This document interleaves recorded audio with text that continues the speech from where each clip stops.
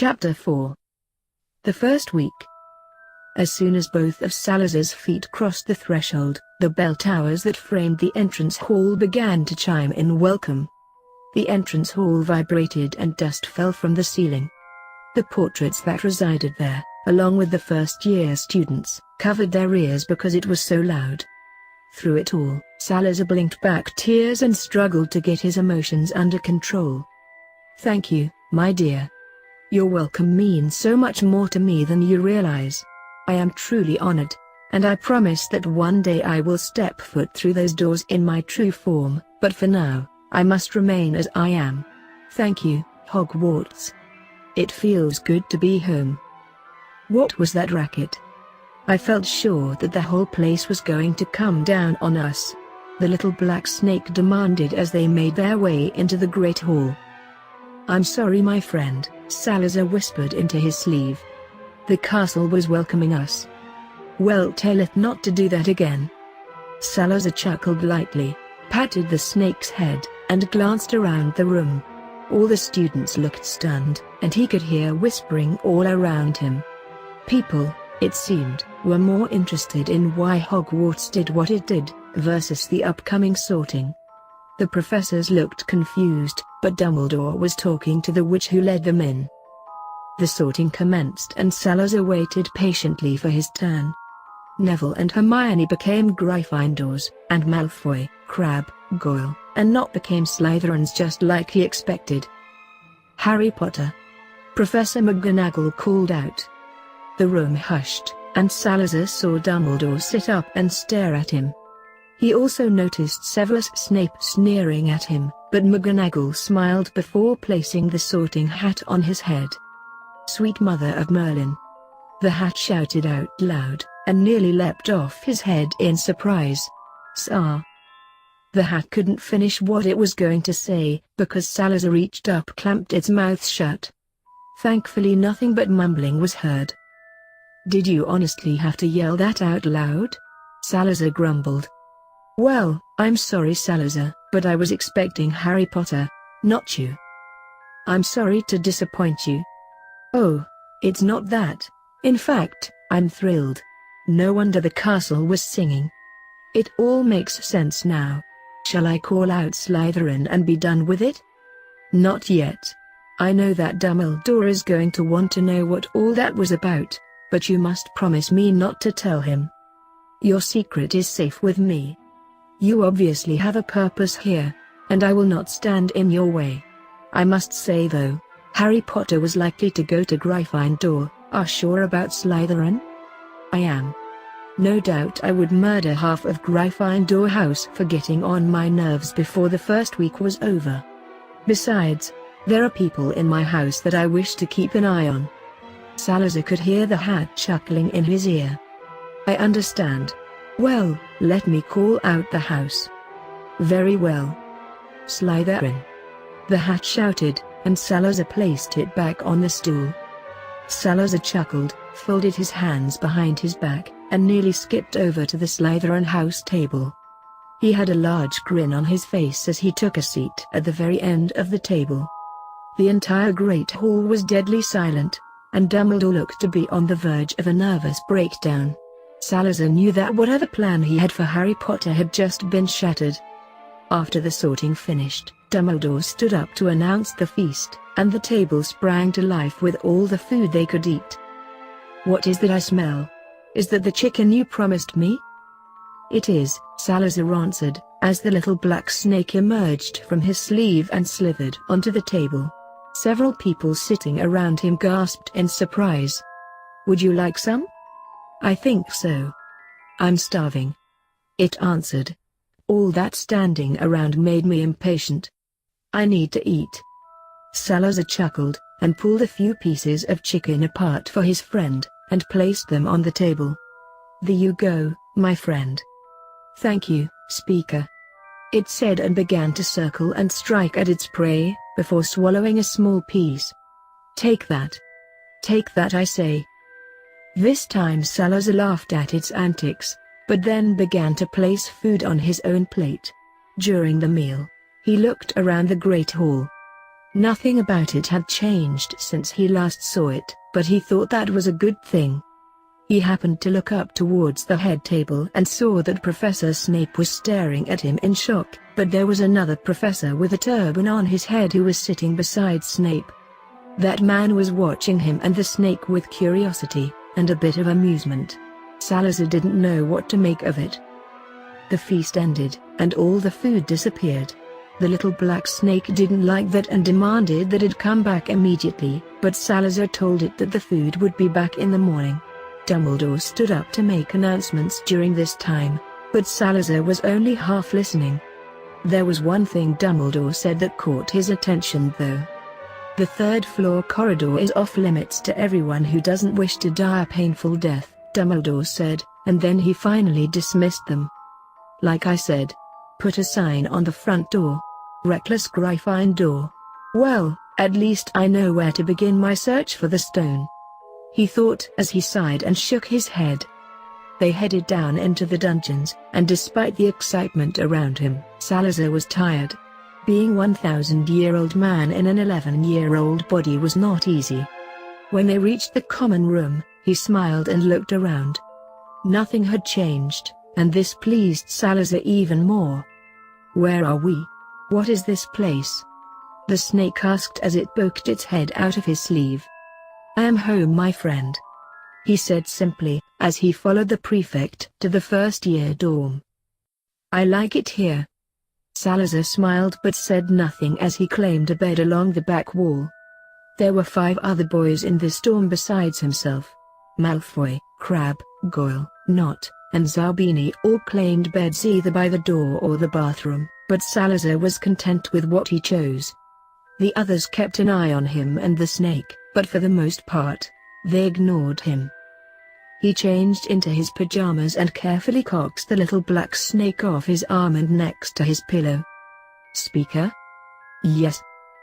I like it here, and I think I want to keep you as my pet. You keep me safe, fed, and warm. I think I want to stay here. Salazar smiled into the darkness. I would like that. I think I'm going to need a friend. Shall I pick a name for you? Yes. I would like that. Salazar thought for a moment before he decided. Nora. I like Nora. You're a female, I believe. That I am, Speaker. I like Nora, and your name is Speaker. I like that name for you. Salazar grinned at the snake burrowing next to his pillow. Good night then, Nora. Good night, Speaker. The next morning at breakfast, Nora yelled in a way only snakes could about the amount of owls that came swooping into the great hall. She tried to attack Hedwig when she landed to visit, but Hedwig just stared at Nora and clicked her beak in annoyance at the little nuisance. Hedwig turned her back on the little snake to show her displeasure, and Nora used the end of her tail to flick Hedwig's tail feathers. Hedwig turned around sharply and used her wing to knock Nora off the table and onto the floor. As you can imagine, Nora didn't take kindly to that. Listen here, you haughty overgrown feather duster, I will not be treated like that, she yelled as she climbed up Salazar's leg to get back onto the table. All right, that is enough out of the both of you, Salazar sternly. Let's try to get along, shall we? I don't like her, Nora said, and Hedwig bobbed her head and hooted in what seemed to be mutual agreement. It will be all right. You just need to get used to each other. Hedwig ruffled her feathers, and Nora glared at the bird, but neither made a move toward the other. Salazar smiled. There, see. It is possible. I don't have any letters for you today, Hedwig, but you can have some of my bacon and juice if you want, he said and held up a piece of bacon. Hedwig took it, hooted in thanks, and drank some pumpkin juice before flying off. Pigeon, Nora mumbled. Salazar rolled his eyes. She is my friend, just as you are. She won't hurt you or try to eat you. I promise. I think you both were just startled by each other. Well, I don't like her. You can't be her pet because you are mine. I'm not her pet, she is my pet. Oh. Well, that does make a difference. I suppose I can tolerate her then. She is just a common pet. Ha! Take that, pigeon. Salazar shook his head and chuckled. Nora wasn't hungry this morning because she had eaten a great deal the night before, but she stayed coiled up on the table watching what was going on around her. Salazar was nearly finished with his breakfast when a smiling Hermione Granger made her way towards him. "Hi, Harry." "Hermione, how are you this morning?" he said with a smile. "I'm doing really well. I just wanted to tell you that I practiced that charm you taught me and I did it. I made some discarded parchment fly to me," she said excitedly. "Well, that is really good. I am happy you were successful." She smiled at him, but then looked at Nora as the snake gazed back at her. "I see you haven't set her free yet." She decided that I'm her pet, and she didn't want to leave. Hermione laughed. "Is she dangerous?" "I can be you, silly girl." "It depends," Salazar answered with a slight smile. "What kind of snake is she?" "She is a blackadder. She's venomous, but not deadly. She will grow to be about 2 feet long." "I am deadly. I am the deadliest snake alive," Nora argued. "Okay then, deadliest snake alive. Will you let Hermione pet you?" "I suppose." Salazar chuckled. "She will allow you to pet her if you want to. She won't bite." Hermione looked at him in surprise but then smiled softly. She reached out slowly and placed a shaky finger on the top of Nora's head. "I thought snakes were slimy, but she's not slimy at all, and she seems nice," she said as she began to pet her more. "It's a common misconception. Snakes have different personalities just like humans. Nora is feisty, but she is a good snake." "I like her," Nora said and rolled over on her back to let Hermione pet her belly. "She gives good bettings. Learn from her, speaker." Salazar laughed. "Apparently she likes your pettings and said that I need to learn from you." Hermione. Professor McGonagall is passing out schedules. You need to get yours," a voice behind them said. They both turned round to see a very nervous-looking Neville. "Oh!" she exclaimed. "Thank you, Neville. I'm coming," she said, then turned back to Harry. "Thanks, Harry, and Nora. I'll see you later," she said with a smile, and she patted Nora on the head. "Hi Harry," Neville said shyly. "Hello, Neville. Did you have a good night's sleep?" Neville looked surprised. Yeah, I did. You?" "It was the best sleep I've had in a while. I think all the excitement wore me out," Salazar said with a laugh. Neville smiled. "Yeah, I think the same happened to me. Well, we better get going." "Okay, I'll see you two later," Salazar said, and they waved as they walked away. "Why would you talk to that mudblood and that blood traitor?" a voice asked. Salazar gritted his teeth and turned to glare at the blonde, who shrank away because of the scowl on his face. "Because so far they have been the only two to not run away from me, or gawk at me from a distance. So far they are the only two that have been cordial. My mother was a mole born and my father was a pureblood who sided against the man who murdered them. I will associate with whoever I want, whenever I want. I don't need your approval, Malfoy." "You won't survive in Slytherin with an attitude like that, Potter. Watch yourself," Malfoy warned in a cold voice. "No, Malfoy, you watch yourself. The hat put me in Slytherin for a reason, so I don't need yours or anyone's approval for my actions. I could care less about what people think or say about me. It is not my attitude that needs to be corrected." Salazar spat, then he turned his back on Malfoy. "Shall I bite him?" Nora asked, glaring at Malfoy, who was scowling at them. "No, Nora. I can handle the puny little boy." "Puny? That is a good name for him." Salazar smiled but looked up when Snape came over to stand in front of him. "Potter, detention on Saturday for having an unauthorized pet. Here is your schedule, and the headmaster would like to speak to you. You will find him in his office," he said sharply, then turned on his heel and left to pass out the other schedules. I'm not a pet, you overgrown-looking bat," Nora yelled. He could hear Malfoy snickering behind him, but Salazar just shook his head. "I noticed that he didn't tell me where the headmaster's office was. No matter, it's a good thing I already know. The Death Eater is already passing out detentions though. I will bide my time with him," Salazar thought as he gathered Nora and his belongings. As Salazar approached the gargoyle that guards the headmaster's office, he was thankful to see that the corridor was empty. "Do you know who I am?" he asked, looking at the gargoyle. "I do." "Tell no one." "As you wish," it replied, and moved to the side to allow him passage. He rode on the stairway to the door and knocked lightly. "Come in," Dumbledore's voice called out. "You wanted to see me, Headmaster?" he asked politely. "Yes, Harry. Please come in." "Is Harry it?" Not the common greeting. "Am I in trouble, sir? Is this about Nora, my snake? Professor Snape already gave me detention because of her. Those snakes are an authorized pet. I made sure of that, and it can't be changed." "No, Harry, this is not about Nora. I am, however, surprised that you can speak to her. I am surprised it's not common. I thought all witches and wizards could talk to snakes. I was shocked when people seemed afraid of it," Salazar replied innocently. "Well, it is not a common gift, Harry," Dumbledore said. "Who is this man speaker? Shall I bite him? Is he friend or foe?" Nora asked, peeking out of Salazar's pocket where he had placed her.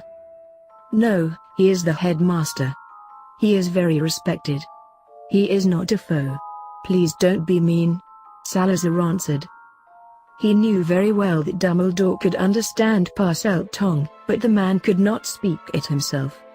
He looked up at Dumbledore, who was smiling at him. "I'm sorry, sir. She's a bit feisty, and she is young. She asked if you were friend or foe and asked if she should bite you. I told her who you are and that she shouldn't because you are very respected." Dumbledore chuckled. "It's all right, Harry. I called you in here because you gave us quite a fright this summer. It seems you disappeared on us after you got your letter. Can you tell me where you were?" Salazar knew this was coming sooner or later, but he had already thought up a story. "Well, sir, I was surprised at my letter. I didn't even know I was a wizard before I got it. When I did, I was just so excited that I thought I didn't have to stay with my aunt and uncle anymore. They kept me in a broom cupboard all my life, and they starved me. I was beaten up by my cousin all the time, and they did nothing to stop it. They verbally abused me, and beat me on occasion, but not enough to cause suspicion. I was sent to my cupboard for days at a time and wasn't allowed to come out if I did abnormal things, but now I know that those abnormal things were magic," he said quietly, as he looked at the floor. "I ran away, and luckily found a nice wizard who helped me. He seemed to recognize me right away. He told me about Diagon Alley and helped me to get there. He showed me the bank and I went in and told them who I was. I was ever so surprised to learn that I have money," he said, nearly bouncing in his seat. "For the first time, I was able to buy new things. I bought new glasses, clothes, and I found a bookshop," he said excitedly. "A shop full of magic books. I bought all that I could carry. I've never had anything new before, and I was so happy." "Did you not see that people were looking for you?" Dumbledore asked. Salazar became quiet again. "Yes, sir, but I had bought a book about disguises and I somehow managed to disguise myself. I was afraid that I would be sent back to my relatives. I don't want to go back there," he said with a shiver. "Not to that awful place. I thought they might kill Hedwig and put me back in my cupboard and not let me have food for days. That's what they used to do. I will eat them when I'm bigger, speaker. Show me these people, and I will bite them. I'm the deadliest snake in the entire world, you know." Salazar chuckled and patted her head. "No, Nora. It's okay. What's done is done," he said, then looked up at Dumbledore. "She wants to eat them, but I told her no. The past is the past. I was unloved, unwanted, and treated badly, but I think I can get past it. The wizarding world is amazing to me." Dumbledore studied him a moment. "Who was the man that helped you?" "Nothing about the way I was treated. He said his name was Peter Pettigrew, but he left me at the bank. He told me all about the Dark Lord and said he was the one who killed my mum and dad. When I asked who the Dark Lord was, Mr. Pettigrew said he was a really dark wizard named Voldemort, but he looked really scared to say his name. After that, he said he must find his master and tell him that I am alive. I didn't see him again though," Salazar said innocently, and tried not to laugh at the expression of horror on Dumbledore's face. Oh, I do remember that he turned into the rat when he ran away, but I don't think he knows that I saw him do it," Salazar added. "Can people really turn into rats?"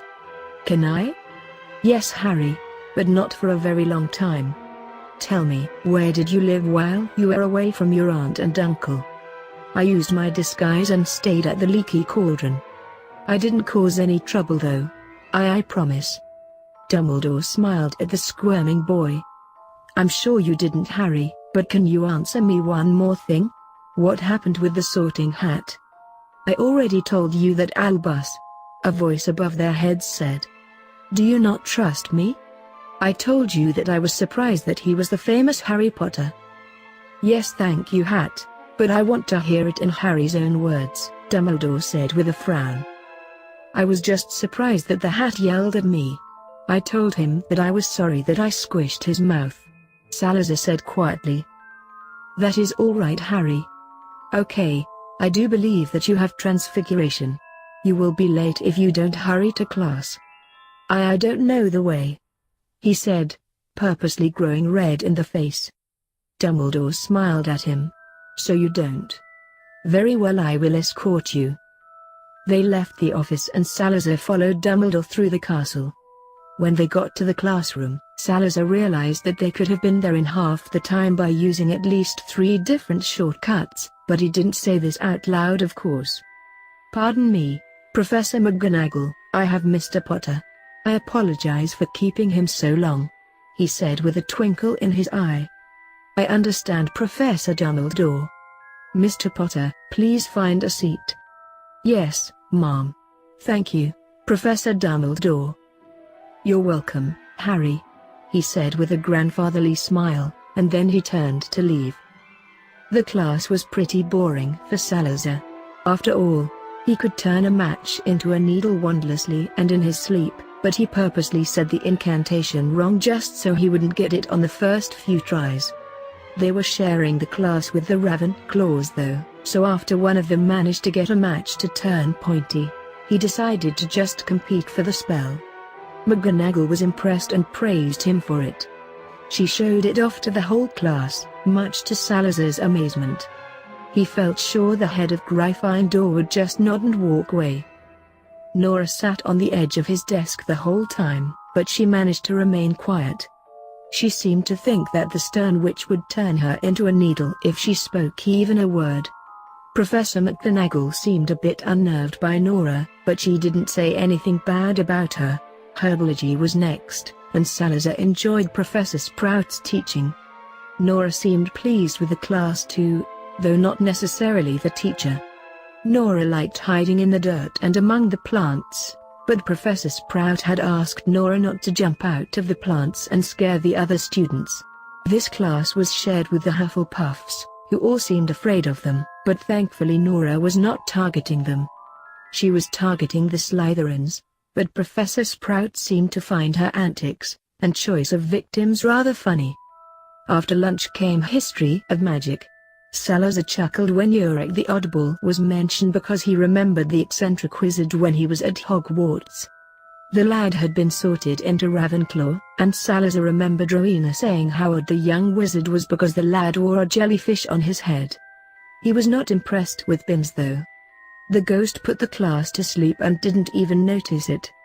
Nora even took the opportunity to catch a nap. Defense against the dark arts was different though.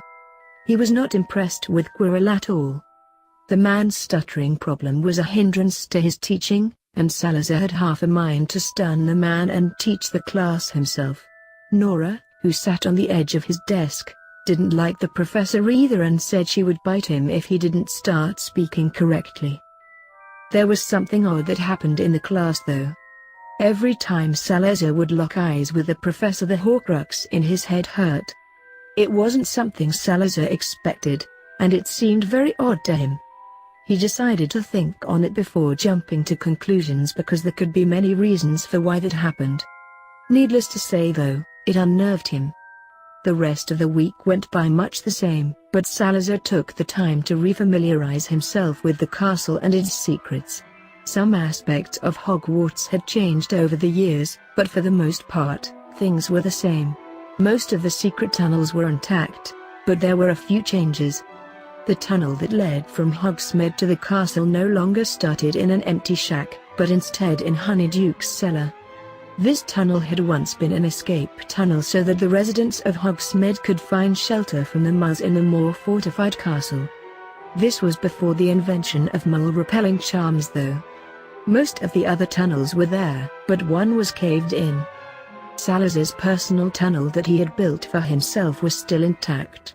That one led from the dungeons to the front gates and was the easiest way to sneak off the grounds if he needed to. He decided to leave the Chamber of Secrets alone for now though because Dumbledore seemed to be watching him very closely. The entrance was now in a girl's bathroom and hidden by a sink instead of the simple trapdoor it had once been. Salazar had also spoken to a few of the ghosts, mainly Helena, Baron, and the Fat Friar. These were the ones that he knew when he was first there, though they were only students at the time. Helena was delighted to see him again because she had always called him Uncle. Baron, who Salazar taught and was like a second son at the time, was also pleased to have him back. The Fat Friar had always been afraid of him in life that wasn't so much in death. He too welcomed Salazar home, and they all agreed to keep his secret, especially from Dumbledore. Peeves was a different matter. He too seemed to know that Harry Potter was really Salazar, and he took to calling him Lord Slytherinus, much to Salazar's displeasure. Thankfully though, the poltergeist agreed to keep the secret as well, because he was afraid of Salazar more than he was the bloody Baron.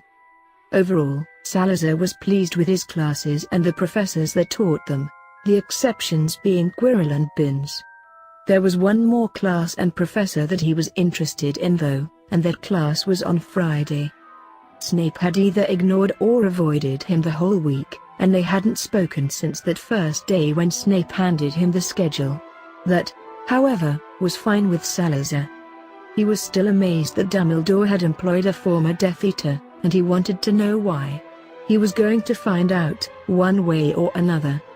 Friday came and with it the first potions class of the year. Salazar wasn't sure how this would turn out, but he knew it was likely to be interesting either way because it was the only class he shared with the Gryffindors. As they lined up outside the classroom, a custom Salazar was pleased to see hadn't changed. The Gryffindors eyed him suspiciously. He knew that the whole school now knew he was a Parselmouth, but he honestly didn't care. He knew what was being whispered about him, and he heard a rumor that the Gryffindors were upset that he wasn't in their house. He didn't care about that either. The whispering about him being evil and dark had reached his own ears, but he just had to laugh. He was not evil or dark, well not anymore at least, and he knew that the wizarding world was big on gossip. Again, he didn't care. There were two bright spots though, and they were in the form of Hermione and Neville. Neither of them could be considered his best friends, but they were friendly with him. Neville seemed to get over his shyness when around him and Hermione cared more about her studies than gossip. Salazar appreciated them both, and always took the time to be patient with the two Gryffindors and helped them when he could. The door opened to the classroom, and they all filed in. Slytherins went to one side and the Gryffindors went to another, but there was a table in the middle that he sat down at. Nora came out to sit on the table so she could see the new classroom, but to his surprise, Hermione and Neville sat on either side of him. "Hello, Harry," Neville whispered, Did you have a good week? I did actually, but some of the professors aren't very good teachers. Hermione gasped. How can you say that? They are professors. You can't possibly think Binns and Quirrell are good teachers? Hermione closed her mouth with a snap. Well, yes, okay, you have a point. She finally admitted. I like herbology the best so far, but I seem to be rubbish at everything else. It will come in time, Salazar said with a smile. You just have to practice. At that moment the door burst open and Snape came swooping into the room. He started talking about foolish wand-waving and silly incantations, but Salazar began using subtle legilimency to try and get a read on the former Death Eater's true intentions. However, Snape seemed to have strong occlumency shields, and that was something Salazar hadn't been expecting. He would have to push harder, but now was not the time for that. Snape's eyes landed on him, then flickered to the two Gryffindors sitting on either side of him. Mr. Potter, how is our new celebrity doing today? He asked with a sneer. Salazar raised an eyebrow, but Nora coiled upon herself. I don't like his tone, Speaker. The overgrown bat seems hostile. Shall I bite him?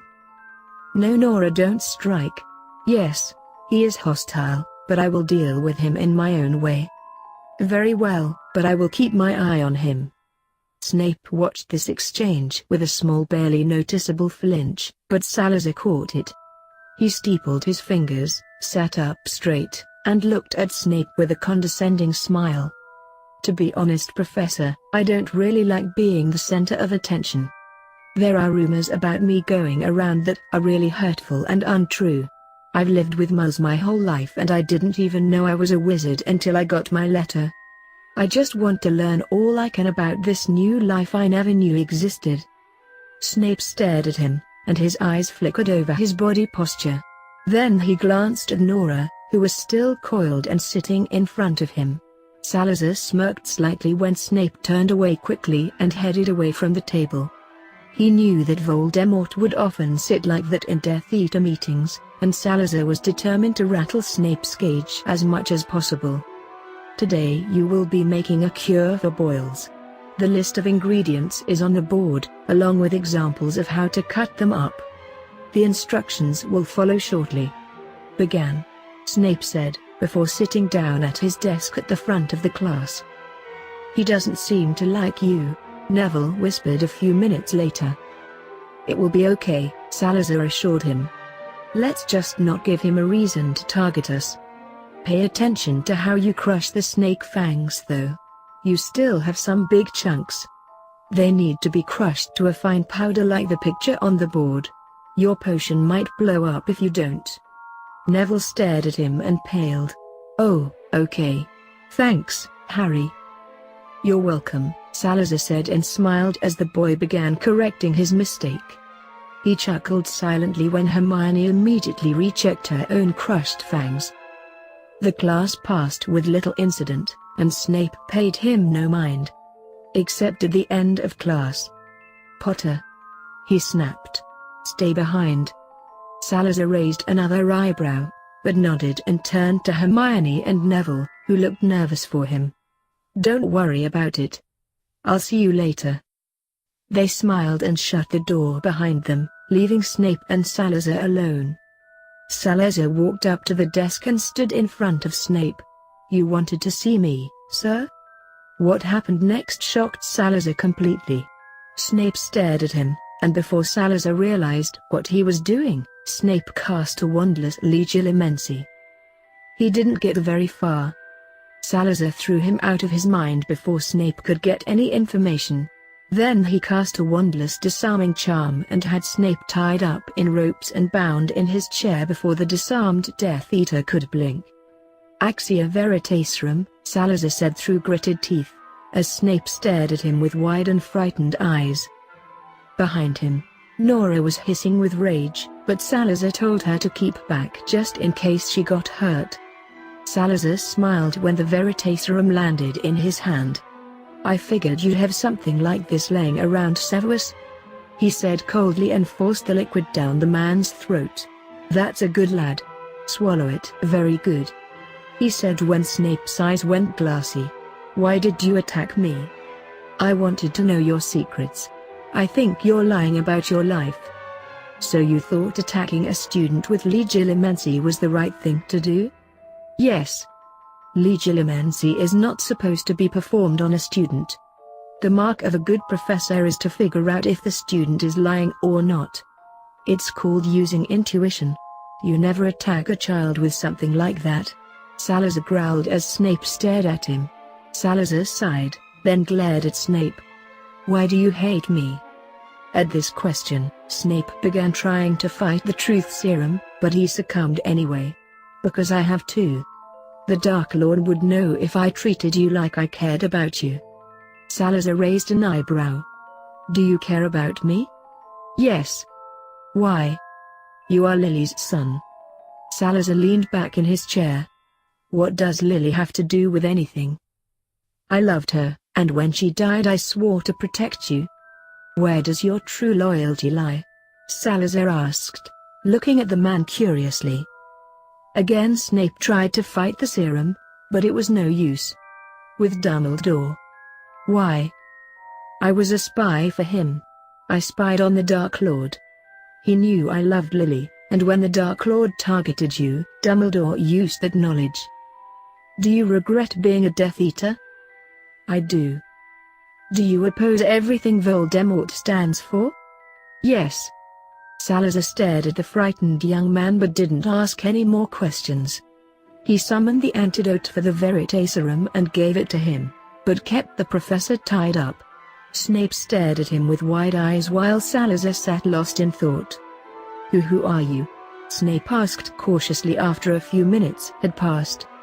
Salazar cast several privacy spells and warded the door. As a show of good faith, he released Snape but did not return the man's wand to him. "My name is Salazar Slytherin. On Halloween 1981, I used Polyjuice Potion to disguise myself as Harry Potter. 2 polyjuiced house elves posed as James and Lily Potter that night because the day before had I sent all 3 Potters someplace safe." At these words, Snape's eyes widened in shock. Lily is alive?" Yes, she is." Salazar went on to tell him everything, and when he was done, Snape just sat there in shocked silence. "So you see, I have a mission to complete. My friend Nicholas and I may need your help. Nicholas is a brilliant man, but when it comes to the dark arts he lacks the necessary skills. I have realized that my size is somewhat a hindrance to me, but you can help me. Forgive me, but I need proof of your identity. I will not help you otherwise." "I understand. Do you have a pensieve?" "Yes, I do." Snape nodded and stood up to get it. Salazar pulled his memories of the night he sent the Potters away, and the night of the attack. He also threw in some memories of the Dursleys and the day he got his letter, as well as some memories of the 5 days he spent in Rio. Both he and Snape entered the pensieve and they both watched snippets of the last 10 years of his life, but when they were done, Snape turned to him and nodded. "Forgive me, sir," he said, bowing his head. "I thank you for the proof. If you hadn't asked, I would have thought you a fool. What do you wish me to do?" "First, I want you to understand that I am neither Voldemort nor Albus. I will not use you like they have, and yes, Dumbledore has used you for his own gain. I will not use your love for another to hold you to an oath that is unnecessary. Seeing as the real Harry Potter is safe with his parents, and since I am the one who you swore to protect, I release you from that oath." At those words, a bright blue light surrounded them, then disappeared with an audible pop. "You made a mistake many years ago, Severus, and I will not hold that against you. I am not my wretched heir. That boy will die by my hand one way or another. Your life is your life to spend as you want. You have clearly been pulled in 2 very different directions for many years. If you permit me, I will look into ways of removing that mark from your left forearm, and you will not have to live with that mistake hanging over your head. The only thing I will require of you is an oath to never speak a word of this to anyone unless I say. If you choose to help me, that is your decision, but I will not force you to help me. I want you to understand that you have a choice. May I have a few days to think about it? Of course. I understand that this is a lot to process. Take as much time as you need, but I will require the oath before you walk out that door," he said, pointing to the classroom door. "I could obliviate you, but I want to avoid another confrontation such as this." Snape nodded, and Salazar handed his wand to him. "I, Severus Tobias Snape, do hereby swear on my magic that I will not speak of this to anyone unless given permission by Salazar Slytherin. So shall it be." The magic swirled around them, and Salazar nodded in approval.